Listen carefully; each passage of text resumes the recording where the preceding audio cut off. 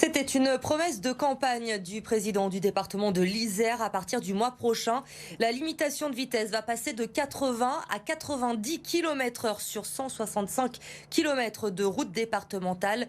Les automobilistes, pour le moment, sont assez partagés sur le sujet. Reportage de Lauriane Pellaou.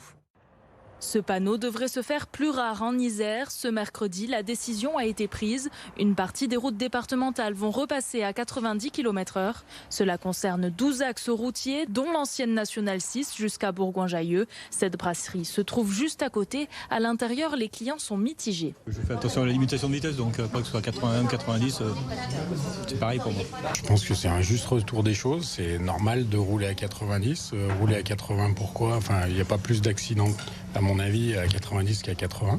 Quand il y a des radars, un coup vous êtes à 90, un coup vous êtes à 80, vous ne savez jamais à quelle vitesse vous devez être. Il faut toujours surveiller les panneaux sans arrêt. Donc s'il y a une seule vitesse, c'est mieux. Selon le conseil départemental, rien ne prouve que la réduction de 10 km/h de la vitesse a diminué le nombre d'accidents.